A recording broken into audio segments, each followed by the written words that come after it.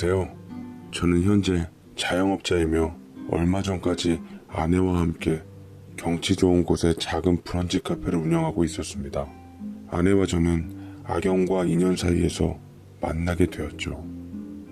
아직도 모든 기억이 다 돌아온 게 아니라서 과거의 저와 현재의 제가 혼동스럽기만 합니다.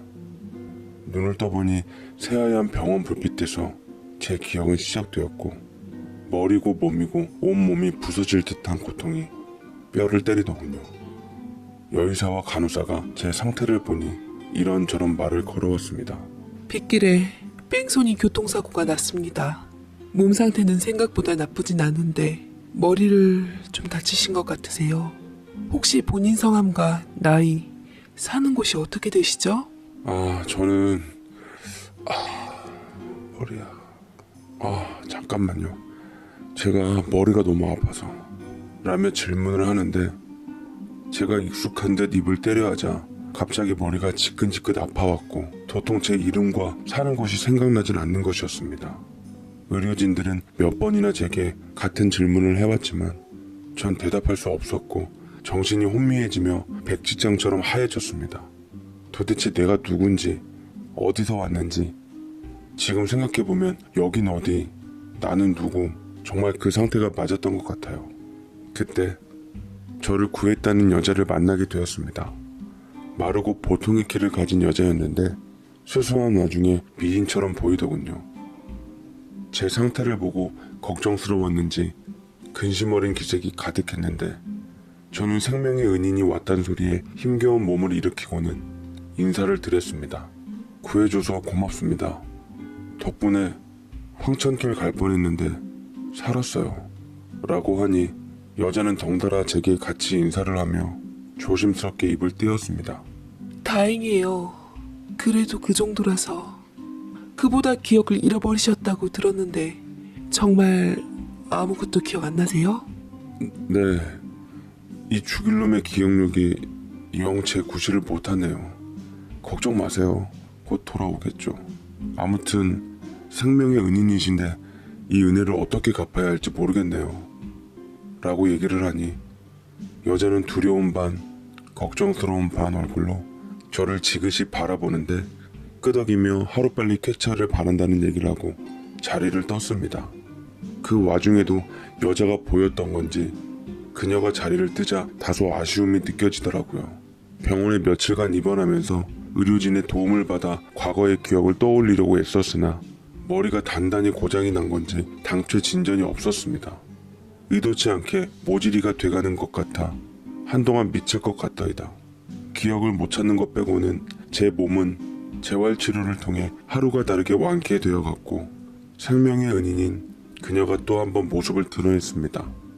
손에 예쁜 포장의 케이크와 음료가 들려 있었는데 제게 내밀더라고요.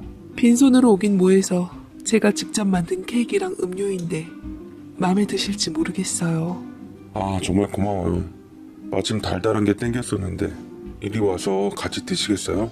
제가 넉살 좋게 얘기를 했지만 계속 어정쩡하게 서 있기만 하더라고요. 그러다 다리가 아팠는지 제 곁으로 다가와서 앉았고 내심 기쁜 마음에 여자에게 영양가 없는 말들을 붙여보았죠. 혼자 있어 외로운데 그녀라도 조금이나마 곁에 머물러 주어 말동무라도 되어줬으면 하는 바람이었답니다.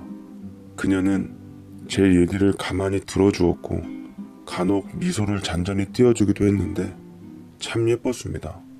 그녀의 웃는 모습을 보기 위해서 제 말은 더더욱 많아졌습니다. 그녀는 그 후 모습을 자주 드러내었어요. 신문이나 잡지 같은 것도 사오기도 했고 집에서 손수 만든 음식을 갖고 오기도 했습니다. 생명의 은인인 제게 이런 호의까지 베푸니 그녀가 실로 큰 힘이 되었습니다. 그리고 그 힘은 나중에 애정으로 발전하고 사랑이 되었죠. 병원에서 퇴원해도 된다는 연락을 받았을 때 그녀는 선뜻 목돈을 내어주었습니다. 모르는 사람한테 치료비까지 내어주니 어찌나 황송하던지요. 하도 굽신거리니 그녀는 말을 돌렸습니다. 퇴원하고 가실 곳이 없다면 저희 집으로 가실래요? 방 한 칸이 남는 게 있거든요. 갈 곳 없는 제게 단비 같은 말이었습니다. 그녀 역시 저와 같은 마음을 가진 걸 확신한 건 이때였던 것 같아요. 20평대의 작은 아파트였는데 제가 쓸 방은 깨끗한 침대와 서랍이 놓여져 있었습니다. 그녀는 그곳에서 어린 딸과 함께 살아간다고 하더라고요. 딸은 6살 아이였는데 멀찍이 떨어져서 흘끗흘끗 보는 게 저를 경계하는 것처럼 보이더라고요. 저희 딸이에요. 이름은 은소미인데 앞으로 이 집에서 찡찡거리는 소리를 달고 살 거예요. 라고 그녀가 말했고 저는 어린 그녀의 딸에게 살갑게 손을 내밀어 보았습니다. 제 넉살은 꼬맹이의 마음도 풀어주었네요. 제게 아빠처럼 느껴졌는지 제 엄마의 저지에도 아빠 하며 잘 따랐는데 아빠 소리가 싫지가 않았고 진짜 딸이 생긴 것만 같았습니다. 같이 있는 시간이 많아진 만큼 예견된 운명의 수순처럼 그녀가 마음을 열어주었고 서로의 마음을 확인하게 되었습니다. 이젠 제 과거 따위는 아무래도 상관없었죠. 우리는 잠시 같이 살다가 반지를 교환하는 것으로 결혼을 하게 되었습니다. 저는 법적인 혼인신고를 위해 아내와 함께 경찰에게 제 신상을 의뢰해 줄 것을 요구하자 했지만 그때 아내가 결혼 조건으로 했던 말이 떠올랐습니다. 우리 그냥 혼인신고하지 말고 살아요. 우리가 서로 사랑하고 이렇게 잘 살고 있는데 그게 뭐가 그렇게 중요해요? 나를 사랑한다면 당신의 지난 과거는 모두 그냥 묻고 함께 살아요. 과거의 제가 누군지 아쉽긴 하지만 그것이 판도라의 상자라면, 그래서 아내와 은소미를 잃는다면 열지 않는 편이 나았습니다. 전 현재로서 더할 나위 없이 행복했으니까요. 깨소금 떨어지는 신혼생활을 했어요. 그런데 어느 날 밖에서 우연찮게 경찰이 아내를 찾아온 것을 알게 되었습니다. 본능적으로 저를 찾아온 게 아닌가 싶더라고요. 느낌이 좋질 않아 일단 모습을 드러내진 않았습니다만 한동안 계속 신경이 쓰였습니다. 아내는 끝내 그 얘기를 하지 않더라고요. 그 이후로 아내는 외출을 자제했고 덩달아 저도 밖을 잘 나서질 않게 되었습니다. 인터넷 주문으로 모든 걸 해결하니 크게 생활에 문제될 건 없었어요. 게다가 못내 마음에 걸렸던 것도 딸 아이의 애교 한 방이면 단순하게도 금방 잊혀지더라고요. 아빠, 나 책 읽어줘. 엄마가 읽어주는 것보다 아빠가 읽어주는 게 더 재밌어. 라고 한아름 책을 가져오는데 얼마나 사랑스럽고 이쁘던지요. 제가 읽어주는 책의 목소리에 꿈벅꿈벅 졸다가 잠이 들고는 했는데 아이의 존재는 참 소중하구나. 남의 아이도 이렇게 이쁜데 내 자식은 얼마나 더 이쁠까 상상해 보았습니다. 그리고 하늘은 이런 제 소원을 들어주었는지 아내는 기적적으로 임신을 하게 되었습니다. 이게 꿈일까 생시일까 너무나 좋았습니다. 아내도 기뻐하는 것 같았어요. 뱃속 아기를 위해 더욱더 아내를 아껴주며 예비 아빠로서 정성껏 해담도 해주고는 했는데 임신 7개월 때인가 아내가 뜨개질을 하며 밖을 멍하게 바라보고 있더라고요. 답답함이 느껴지는 것 같길래 저는 조심스럽게 제안을 붙였습니다. 여보, 우리 여행 갈까? 보니까 사람들 태교 여행이다 뭐다 많이들 가던데 우리도 은솜이 데리고 여행 한번 가자. 아내는 처음엔 거절했지만 은솜이까지 조르는 통에 어쩔 수 없이 가까운 교회로 1박 2일 여행을 다녀오기로 했습니다. 저는 몸이 무거운 아내를 대신해서 곤히 자고 있는 사이 제가 직접 짐을 챙기기로 했어요. 장롱 속에서 필요한 옷가지들을 이것저것 캐리어에 넣고 있었는데 근데 그곳에서 얇은 서류 봉투가 하나 눈에 띄더라고요. 아내의 것인 게 분명한 그 서류가 뭔지 궁금하기도 하고 손을 대었는데 서류 봉투 속 안에는 예상치 못한 것들이 나왔습니다. 네, 바로 이혼 절차를 위한 서류였던 거예요. 이혼 서류를 보니 아내의 이름과 낯선 남자의 이름이 적혀 있었습니다. 아무래도 전 남편과의 이혼 서류 흔적이었던 것 같은데 아내는 분명 전 남편과 이혼했다고 했거든요. 왜 이런 게 아직 남아있는지 혼란스럽더라고요. 혹시 혼인신고를 못할 수밖에 없던 이유가 저한테 있었던 게 아니라 바로 아내한테 있었던 건 아닐까 깊은 의심이 도사리기 시작했습니다. 어쨌든 떠나기로 한 여행, 찜찜한 기분으로 아내와 함께 예정대로 여행지를 갔는데 엎친 데 덮친 격으로 때마침 그곳에서 생각지도 못한 사람을 만나게 되었습니다. 누군지는 모르겠지만 바로 저를 아는 듯한 사람인 게 분명했어요. 딱 봐도 제 또래의 사람이었는데 놀라운 얼굴로 제게 말을 걸더라고요. 야 정훈아, 너 정훈이 맞지? 동창들이 계속 너 연락 안 된다고 하더만 멀쩡히 잘 살아 있었네? 잠깐. 그런데 재수씨가 라고 머뭇거리며 제 쪽으로 오고 있던 아내를 보고 말을 못 잇는데 그 남자를 붙잡고 이것저것 물어보고 싶은 게 한가득이었지만 부랴부랴 말리며 그 남자로부터 절 떼내려고 하는 아내 때문에 그 남자를 보내고야 말았습니다. 아내는 곤두서며 큰 소리로 화를 내더라고요. 당신은 왜 모르는 사람하고 얘기를 하고 그래? 내가 그래서 여행 오기 싫다고 했잖아. 예민한 목소리를 듣자니 저도 울컥해서 참고 있던 답답한 심정을 내비쳤습니다. 날 잘 알고 있는 듯한 사람이었어. 나는 모르지만 그 사람이 날 알고 있는 것 같았다고. 나 당신만 믿고 사는 게 잘 사는 건지 모르겠어. 혹시 당신 아무것도 모르는 등신 같은 나를 속이고 있는 거 아니야? 라고 내질러 버렸고 저희 부부싸움에 겁에 질린 은섭이가 울자 아내는 아이를 달래며 저를 원망스럽게 보았습니다. 근데 그 순간 머리가 지끈하며 깨질 듯 아파왔어요. 어디선가 보았었던 적이 있었던 이 순간 뭔지 기억이 나질 않지만 분명 비슷한 기억이 제게 존재했습니다. 제가 두통에 힘겨워하자 아내는 언제 화를 냈냐는 듯 다시 저를 걱정해주기 시작했고 그 다음날 숙소에 머물다가 날이 밝자마자 바로 집에 가게 되었습니다. 운전하는 아내를 옆에서 보고 있노라니 괜히 미안해지더라고요. 누구 덕에 내가 이리 사는데 피곤해하는 아내에게 사과를 건네자 아내가 감정이 올라왔는지 눈물을 쏟았습니다. 미안해. 괜히 나 때문에. 누구보다 당신 과거가 궁금하고 답답할 텐데 심정 하나 이해도 못 해주고. 아니야, 내가 더 미안해.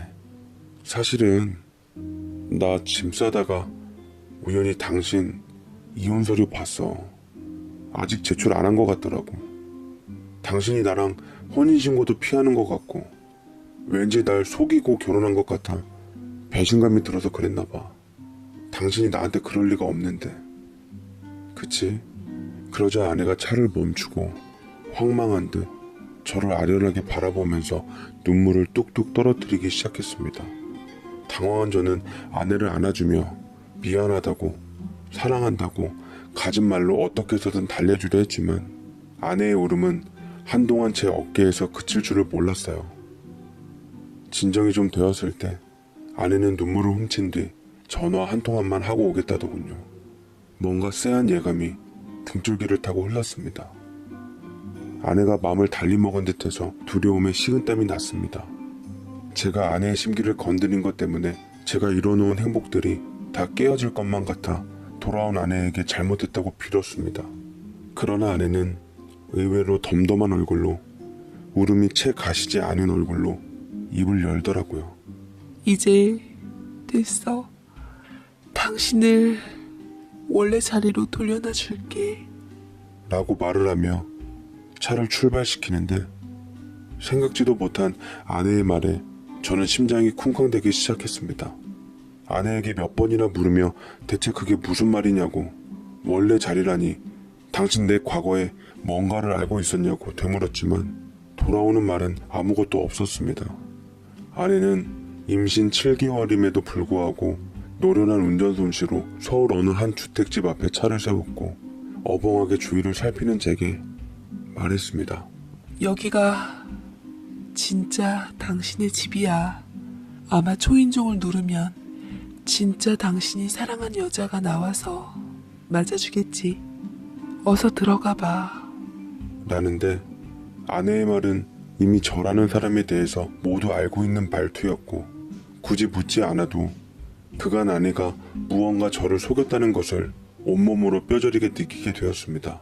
저는 덜덜 떨며 차에서 내려 집 앞 초인종을 눌렀고 건너 인터폰으로 제 얼굴을 확인하자마자 어느 한 여자와 나이 드신 노부부가 재빨리 문을 열어주더군요. 아이고 정훈이 너 이놈의 자식. 대체 1년 동안 어디서 무얼 하고 지냈어. 실종 신고를 해도 영 찾아볼 수가 없어서 애미가 얼마나 걱정을 했는 줄 알아? 어머님, 아버님이랑 나랑 온 가족이 얼마나 당신을 찾았는데 전부인하고 드디어 이혼한다고 나갔으면서 감감무소식이니 당신 때문에 식구들 다 속병 도졌어. 그래도 건강하게 잘 돌아왔으니 됐다. 잘 챙겨 먹었는지 나갈 때보다 때깔은 좋아졌네. 은소 매미하고는 이제 완전히 정리됐으면 네 아들 얼른 호적에 올려야지. 태어난 지 반년이나 됐는데 출생신고도 아직 못했다. 일단 어여 들어가자 라고 하는데 저는 들려오는 소리를 다 알아듣지 못한 채 다리에 힘이 풀려 주저앉아 버렸고 어찌할 바를 몰라 안에 있는 곳을 쳐다보았지만 이미 아내의 차는 연기처럼 사라진 후였습니다. 저는 얼떨결에 가족이라고 맞는 그들의 거처로 들어가게 되었고 그들은 한참을 떠들다가 제 상태의 이상함을 느꼈는지 호들갑을 떨며 큰 병원 응급실로 절 데려갔어요. 의사는 저를 진료하다 짧은 한숨을 내쉬더라고요. 전형적인 해리성 기억장애 같습니다. 무리하게 기억을 돌아오게 하는 것보단 지속적으로 약물 치료나 심리 치료, 최면 치료를 받아 천천히 상실된 기억을 회복하는 게 중요할 듯합니다. 제 가족이라는 분들이 이 말을 듣고 어떡하냐며 초상난 분위기를 잡더라고요. 특히나 제 안사람이라는 사람이 애까지 낳은 마당에 이제 자기 어떡하냐고 제가 바보가 된 것처럼 얘기를 하는데 그녀의 친정엄마까지 와서 울며 불며 난리를 치는 통에 숨이 막혀왔습니다. 제 부모님이란 분들께 조심스럽게 물어보았죠. 제가 누구이고 어떤 삶을 살아왔고 제가 사라진 당시에 어떤 상황에 있었는지 부모님께선 가장 객관적으로 말씀을 해주시더군요. 저는 부모님의 진실의 입이 열릴 때마다 여태껏 살아왔다던 제 스스로의 삶에 경악을 금치 못했습니다. 저는 원래 가정이 있었던 사람이라고 했습니다. 사이에 딸 하나 두고 탄탄한 직장 두며 평범하게 살고 있었는데 어느 날 거래처에 근무하는 여자와 눈이 맞아 바람이 났다고 하더라고요. 사이에 애까지 생기면서 저는 새 여자에게 눈이 돌아 전처한테 이혼을 요구했고 아이 때문에 참고 살겠다던 전처를 맨몸으로 내쫓아버린 후 새 여자를 집에 들였다고 합니다. 부모님께선 저 하는 짓이 그릇된 것을 알지만 팔은 안으로 굽는다고 제가 좋다니 새 여자를 받아들였다고 하네요. 전처한테 지속적으로 이혼을 요구하다가 나간 지 1년 만에 이혼해 주겠다는 전처를 만나러 나갔고 그리고 그때 제가 사고를 당해 실종이 되었단 겁니다. 네, 그게 제 쓰레기 같은 인생의 전말이었죠. 스스로가 경멸스럽고 용서할 수가 없었습니다. 하늘이 벌을 주신 건지 축복을 주신 건지 그런 사고를 당한 저를 거둬들인 생명의 은인은 다름 아닌 제 전처였던 거죠. 남의 딸이라고 생각했던 은소미는 제 친딸이었고 장롱 속에서 발견된 이혼 서류 또한 저와 전처의 법적인 이별을 위한 것이었습니다. 얼마나 그 여린 속이 상하고 괴로웠을까. 내가 사랑한다고 했던 말을 가장 좋아하고 예쁘게 미소 지었던 가엾은 내 아내에게 당장이라도 돌아가 무릎 꿇고 사죄하고 싶었고 누구보다 사랑스러웠던 내 딸 은소미의 뺨에 뽀뽀하며 안아주고 싶었습니다. 나는 아내와 딸이 너무나 그리웠고 되찾고 싶었습니다.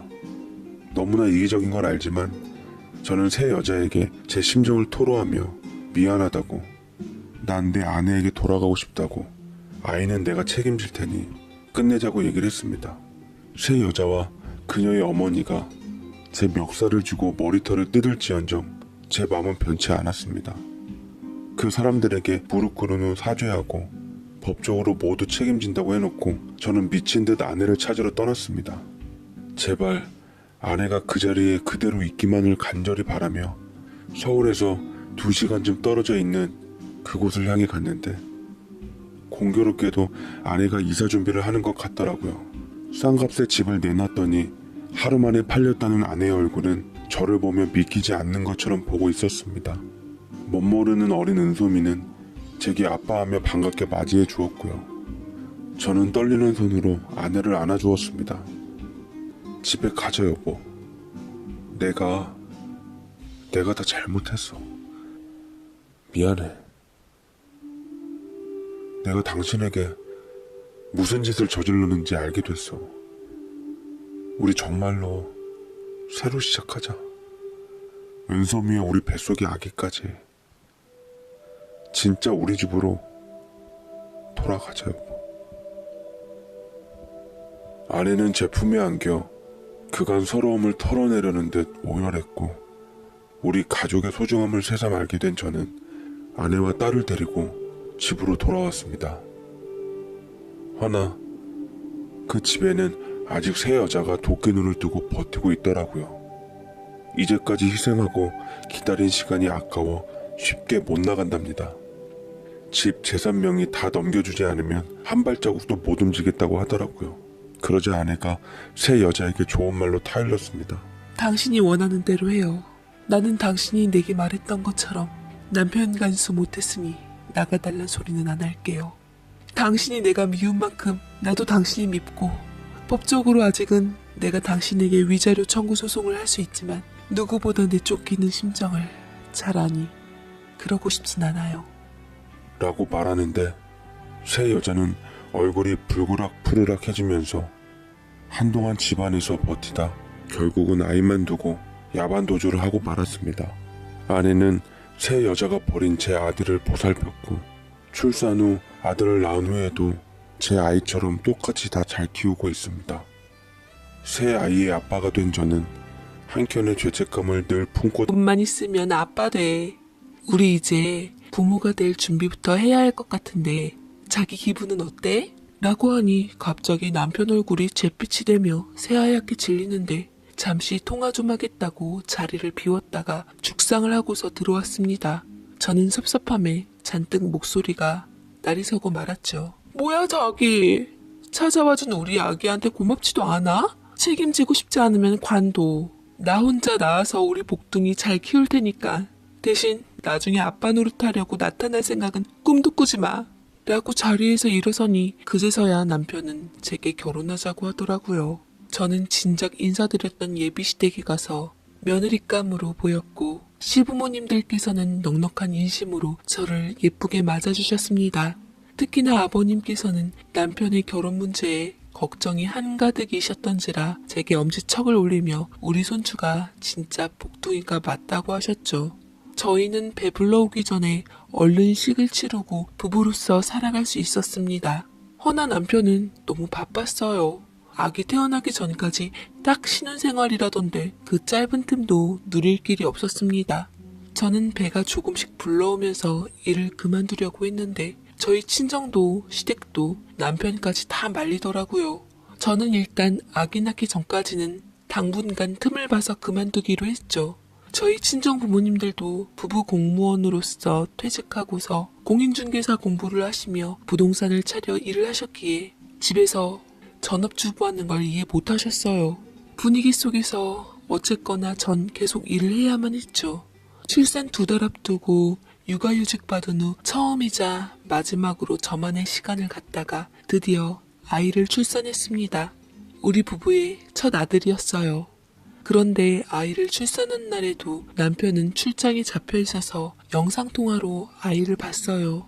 제가 조리원에 가 있을 때 간신히 한번 오기는 했는데 딱히 예뻐하는 것 같지도 않았고 괜히 아이와 제가 무시당하는 느낌이 들었습니다. 어쨌거나 조리원을 퇴소하고서 저는 집으로 왔는데 양가 부모님이 다 일을 하시는 바람에 저는 한 달 정도 산후도우미를 쓰고자 했어요. 밤잠을 못 자면 예민한지라 되도록 입주 도우미를 쓰고 싶어서 남편에게 방 한 칸을 내주자 허락을 구했더니 남편은 의외로 큰 반대 없이 끄덕이더라고요.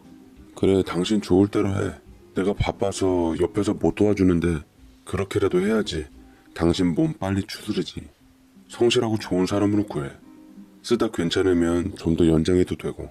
저는 남편의 말에 뛸 듯이 기뻤고 남편의 허락이 떨어지자마자 손님용 방을 깨끗하게 치운 후 지역 맘카페나 인터넷 정보를 얻어서 좋은 사람을 구하게 되었습니다.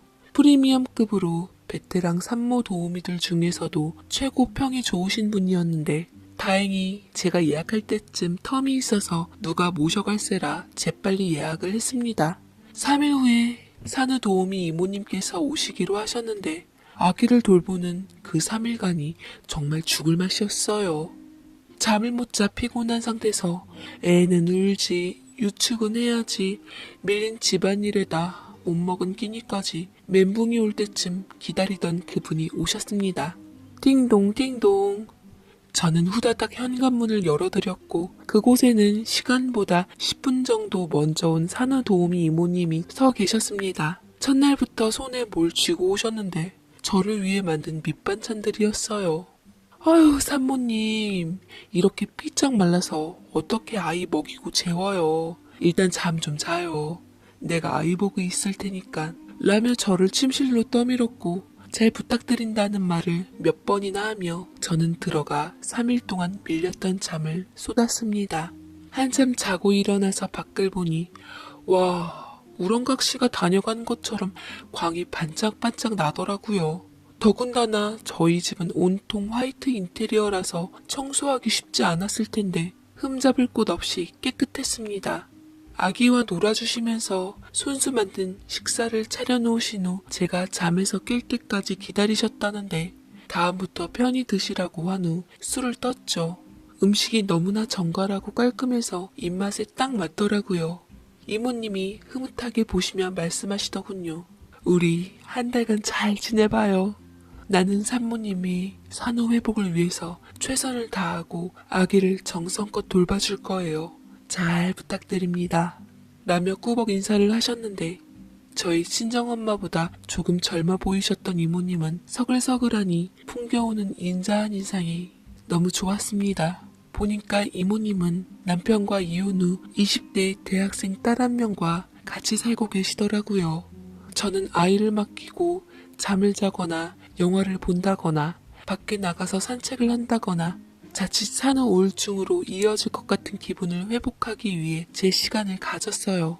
집에 오면 모든 게 완벽하게 되어 있으니 출장 갔다가 며칠 만에 들어온 남편 또한 집안 컨디션이나 식사 상태를 보고 무척이나 만족스러워 했습니다.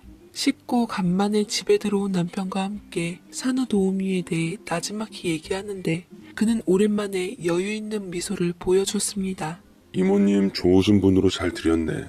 아기도 잘 적응하고 있는 것 같고 당신도 얼굴이 펴 보이니까 괜히 내가 미안해하지 않아도 되고 당신이 괜찮으면 몇 달 더 계속 고용해도 될 것 같은데 어차피 조만간 복직하려면 애기 어린이집 가기 전까지 사람 써야 하잖아. 저 역시 이모님이 마음에 들고 좋았지만 일단 사람을 겪어봐야 할 것 같아서 조금 보고 결정하기로 했어요. 오히려 아쉬워하는 쪽은 남편 같더라고요. 이모님은 날이 갈수록 완벽함 그 이상이셨습니다. 제일 중요하게 생각한 시간도 일도 흐트럼 없이 척척 해내시고 무엇보다 제 산후 마사지 해주시는 손길이 예술이셨어요. 아이는 또 얼마나 잘 돌봐주셨는데요. 제가 볼 때는 항상 밤마다 울고 보챘던 아기가 이모님 손에만 있으면 수은한 양처럼 새근새근 잠도 잘 잤습니다. 저희 친정에서도 시댁에서도 이모님을 입이 닳도록 칭찬을 하셨죠. 주변을 봐도 저희 이모님 같은 산후도우미는 없으셨어요. 어느새 이모님은 저희 가족이나 마찬가지인 존재가 되었습니다. 한 달이란 시간은 훌쩍 지나가 버렸고 저는 이모님과 헤어지는 것이 아쉬워 이참에 아기 돌 때까지만이라도 맡길 요량으로 계약 끝나기 5일 전쯤에 뜻을 밝혔습니다. 저희가 절대 급여를 작게 드리는 게 아니었기에 당연히 응하실 거라 생각했는데 이모님께서는 의외로 난감한 얼굴을 하시더라고요. 미안해요 산모님. 사실은 우리 딸도 임신 중이라 내가 좀 대기를 하고 있어야 할 것 같아요. 전부터 내내 마음에 걸렸거든요. 아, 녀석이 남편만 곁에 있더라도 내가 이렇게 신경이 쓰이진 않을 텐데. 정말요? 얼핏 대학생이라고 들었는데 언제 결혼을 한 거예요? 아휴, 결혼은 안 했고 어쩌다가 애만 가지게 됐네요. 미안해요. 라고 말씀하셔서 어떻게 설득하기도 힘들겠더라고요. 발등에 불 떨어진 격으로 급하게 다른 사람을 알아봤지만 도무지 이모님을 대신할 분을 찾기가 어려웠습니다. 몇 번 집에 불렀다가 마음에 들지 않아 일주일 만에 사람도 여러 바꿨죠. 아이도 새로 바뀐 이모님들을 낯설어하며 날로 땡깡이 심해졌습니다. 조만간 곧 복직도 해야 하는데 몸도 맘도 지쳐갈 무렵 이모님께서 어쩐 일인지 연락이 오셨어요. 잠깐 들려도 되냐고 했습니다. 제 허락이 떨어지자 바로 오셨고 저 역시 오랜만에 만나서 그런지 반갑더라고요. 이모님께선 무거운 얼굴을 하며 제 손을 잡고 애원하셨습니다. 저도 산모님이 내 큰딸 같아서 내내 마음에 걸렸어요. 아가도 너무 예쁘고요. 그런데 아무래도 내 딸이 눈에 밟혀서 일에 집중을 할 수 없겠더라고요. 그렇지만 산모님도 날 필요로 하고 나 역시 유종의 미를 마치고 싶어서 내가 생각한 게 있는데 라며 잠시 뜸을 들이는데 저는 어려워하시지 마시고 편안하고 솔직하게 말씀해달라 했습니다. 그러자 힘들게 입을 여시는데 내가 급여는 안 받고 전처럼 최선을 다해서 일해드릴게요. 대신 임신한 우리 딸과 함께 지내면 안 될까요? 실은 내가 지인한테 빚보증을 잘못 써줘서 집이 다 넘어가게 생겼어요. 가진 돈도 없고 마땅히 갈 곳도 없고 방 하나 내준 거에서 같이 지내고 우리 딸이 아기 낳을 때까지만이라도 겸사겸사 있으면 좋을 것 같은데 산모님 생각은 어때요? 나도 이런 말하기 참마 불편하고 송구스럽네요. 라고 하시는데 저 역시 쉽게 대답을 못하겠더라고요. 이모님의 도움이 절실하긴 했지만 낯선 군 식구는 불편했거든요. 게다가 저 혼자 사는 집도 아니고 남편까지 같이 있는데 남편의 의견도 들어봐야 했죠. 그런데 남편은 제가 한 이야기를 모두 다 듣고도 별 어려움 없이 긍정적이게 말하더라고요. 사정이 그렇다면 어쩔 수 없지 않아? 요새 좋은 사람 구하기도 힘들고 방만 내주면 일해주고 급여도 안 받겠다고 하는데 완전 좋지. 이모님 가족 같다면서. 그럼 그 딸도 당신 여동생이나 마찬가지다 여겨. 저는 남편의 말을 듣고 고민에 빠졌습니다. 낯선 사람을 또 우리 집에 들인다는 게 염려스러웠지만 별 도리가 없었죠. 일단 같이 한번 지내보다가 언제든 불편하면 나가겠다는 이모님을 믿고 찝찝한 마음으로 복직하게 되었습니다. 그 전에 우리 집에 들어온 딸을 보았는데 애땡티를 안 벗은 20대 초반 새파랗게 어린 아가씨였어요. 깡마르고 배만 볼록하게 나왔는데 막상 보니 거부감도 안 들더라고요. 이모님 닮았는지 싹싹하고 착한 편이었습니다. 언니, 제가 족발 사왔어요. 임산부한테도 수유하는 사람한테도 좋다고 해서 사왔는데 같이 먹어요. 아, 참참. 오늘 오빠도 일찍 온다고 했는데 그럼 기다려야 되나? 아니야. 우리 남편은 족발 별로 안 좋아해. 나중에 밥 차려주면 되니까 얼른 먹어. 이모님 딸은 저와 남편에게 언니 오빠라는 호칭을 쓰며 친근하게 다가왔어요. 예의 바르고 뭔가 열심히 사는 것 같아서 응원해주고 싶은 캔디 같은 여자애였습니다. 남편도 마찬가지였는지 막내 여동생 대하듯 귀엽고 편하게 대했는데 생각보다 둘이 가까워지는 속도가 빨라서 내심 좀 그럴 때가 있었죠.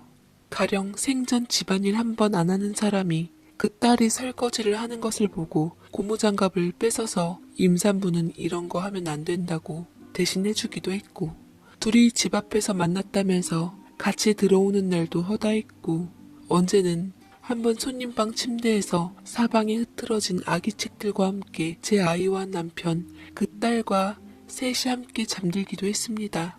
너무 기가 막혀 제가 하도 난리를 치니 남편은 솔직히 안방 침대에서 잔 것도 아니고 애한테 책 읽어주면서 놀아주다 잠든 건데 왜 이렇게 예민하게 굴어? 나도 지친다 정말.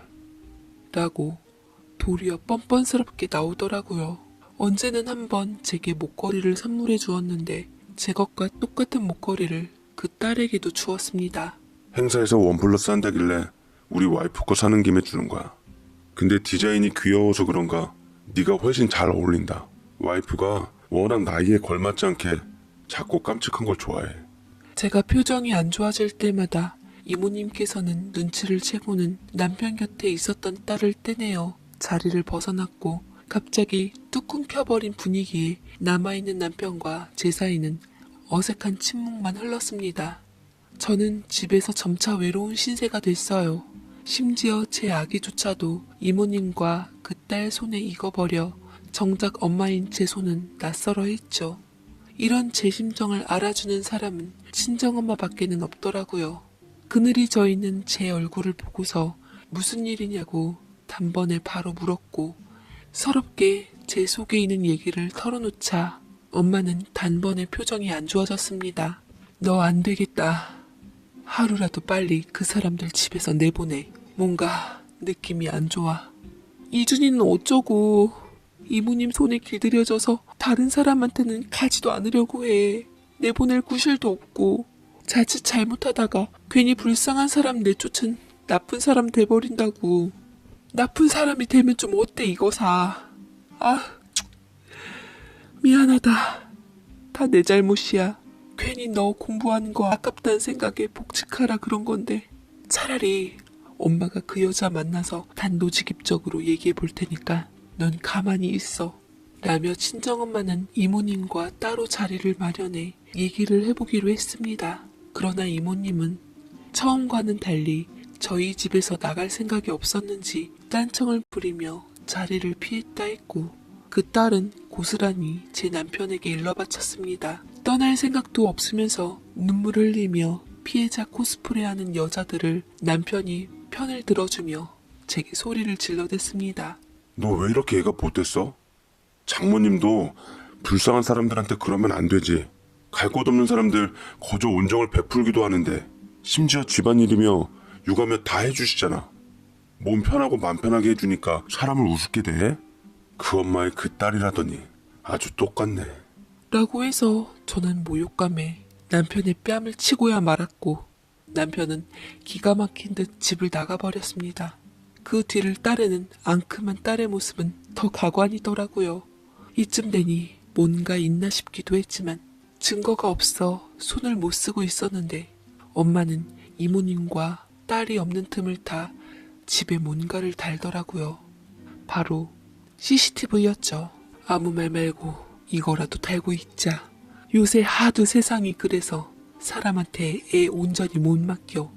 나중에 들키기라도 하면 그 핑계라도 대면서 빠져나가면 돼.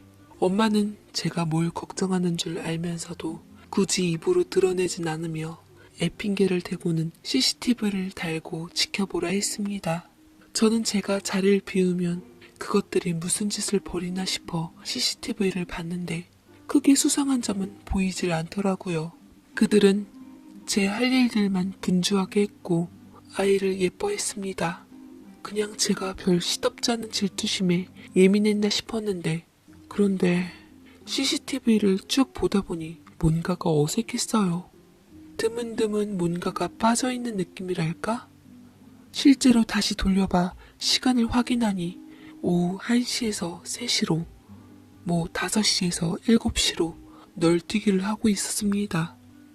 중간에 있던 어떠한 장면을 삭제한 것처럼 말이죠.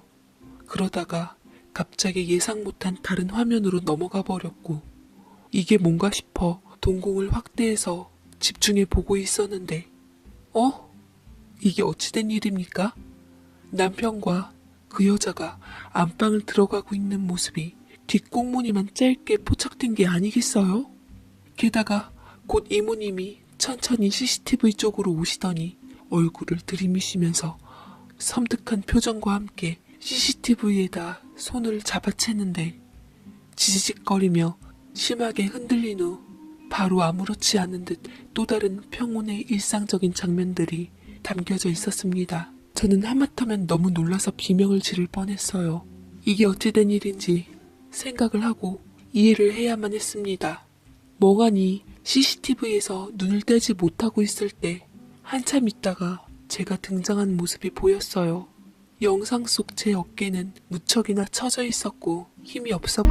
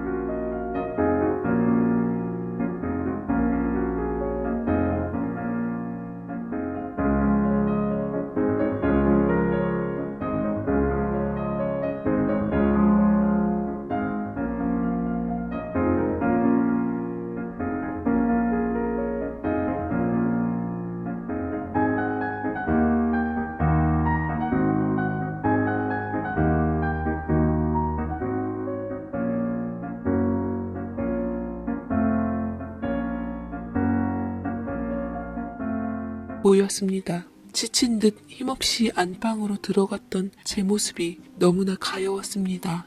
눈물이 날 정도로 말이죠.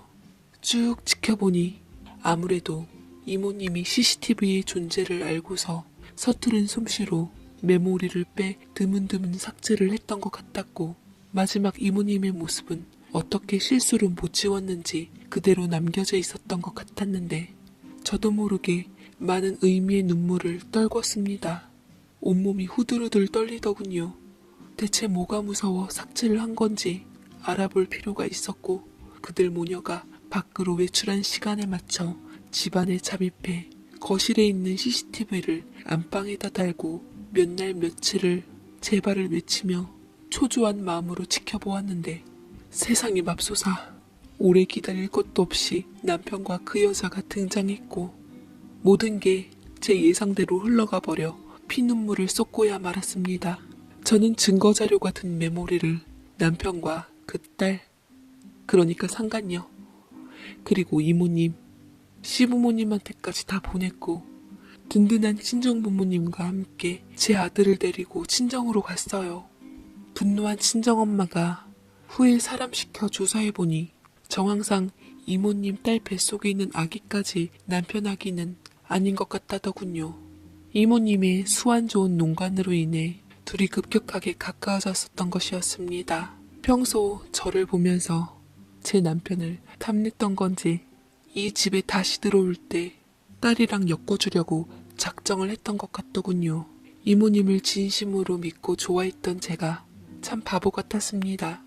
남편은 한바탕 뒤집어진 시댁 식구들에게 등 떠밀려 뒤늦게 제 앞에서 사과를 하며 제 잘못을 뉘우치는 듯 했습니다만, 제대로 정신은 못 차렸는지 드라마 주인공 마냥 헛소리를 짓거리더라고요. 사랑에 빠진 게 죄는 아니잖아. 내가 미치겠는 건 두 사람을 다 사랑하고 있다는 거야. 난 그 애 없으면 못 살고 당신과도 이혼할 마음 없어. 당신에게 미안하지만 우리 불쌍한 사람들 지켜주는 셈 치고 지금처럼 함께하면 안 될까? 옛날에는 능력 있는 남자, 여자들 형님 동생하며 지냈다며. 내가 당신한테 더 잘할 테니까 우리 이대로 함께하자. 어? 이 인간이 절 얼마나 우습게 봤는지 말 같지 않은 소리를 해대는 남편에게 응징하기 위해 변호사를 선임해서 확실하게 법적 효력 있는 증거들을 모아 양육비와 이혼소송, 위자료 소송을 걸었고, 그에 합당한 대가를 치르게 했습니다. 당연히 상간녀와 이모님까지도요. 상간녀와 이모님은 몇 푼 물어주고 그 집을 나가면 그뿐이었지만, 제일 피해를 입은 남편은 불명예스러운 일에 휘말려 회사의 명예를 손상시켰다는 이유로 쫓겨났고, 대학원에서도 소문이 나 얼굴 들고 다니지 못하게 되었습니다. 시간이 지나고 사람들에게 자신의 불륜 사실이 잊혀지기만을 기다린다며 여전히 뻗대는데, 글쎄요, 인생사가 그 남자가 원하는 대로 흘러갈지는 모르겠네요. 그렇게 남편과 이혼 후 저는 아들 데리고 친정에서 잘 살아가고 있고, 어느 때보다 제 개발에 힘쓰며 열심히 일하고 있습니다. 오로지 아들의 미래만 생각하고 키우며 친정 부모님들과 함께 행복하게 잘 살아나가고 싶네요. 제 사연